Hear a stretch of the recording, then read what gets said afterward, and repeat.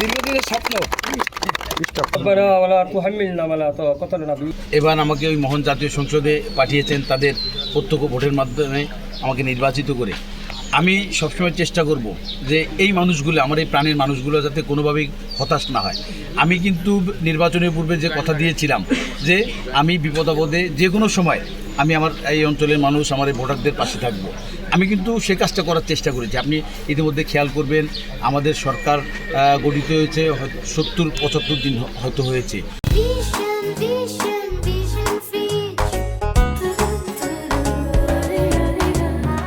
এর মধ্যে কিন্তু আমি প্রতি সপ্তাহে শুক্র শনি আমি কমন বাড়িতে, মানে এলাকায় আমার নির্বাচনী আসনে এসে আমার নির্বাচনী এলাকার মানুষদের সঙ্গে তাদের সুখ দুঃখের কথা শেয়ার করি। আর যে জিনিসটা আসলে বর্তমান সরকার যে সময় রাষ্ট্রীয় ক্ষমতা নিয়েছেন, আমাদের অর্থনৈতিক অবস্থা কিন্তু বর্তমানে খুবই ভয়াবহতার মধ্যে দিয়ে চলছে। আমরা আশা করি ইনশাল্লাহ আমাদের মাননীয় প্রধানমন্ত্রী যে সকল সুন্দর উদ্যোগ নিয়েছেন, আপনারা ইতিমধ্যে দেখেছেন ওনার নির্বাচনী যে সকল ওয়াদা করেছিলেন, ওই ওয়াদাগুলো কিন্তু জাতির সামনে যে ওয়াদা করেছিলেন সেই ওয়াদাগুলো কিন্তু উনি আস্তে আস্তে পূরণ করার চেষ্টা করছেন। ইতিমধ্যে কৃষকদের সুদসহ 10,000 টাকা ঋণ মওকুফ করেছেন।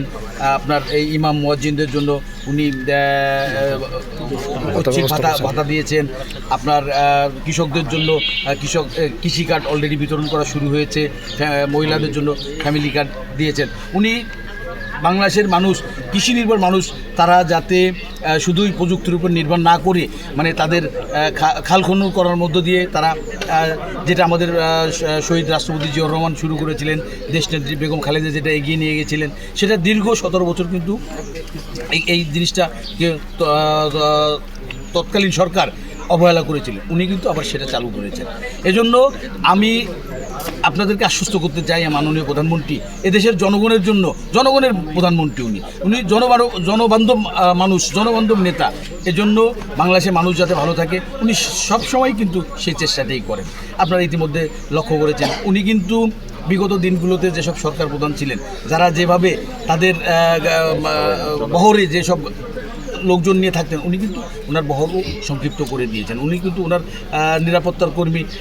আমাদের দেশের এই পরিস্থিতিতে কিন্তু বিভিন্ন ধরনের রাষ্ট্রপ্রধানদের ঝুঁকি থাকে, তারপরও উনি কিন্তু জনগণের নেতা হিসেবে উনি চায় যে জনগণের সাথেই উনি চলাফেরা করুন। উনি কিন্তু একজন সাধারণ মানুষ, যেভাবে ট্রাফিকে সিগন্যালে দাঁড়ায় উনিও কিন্তু সেভাবে দাঁড়ান।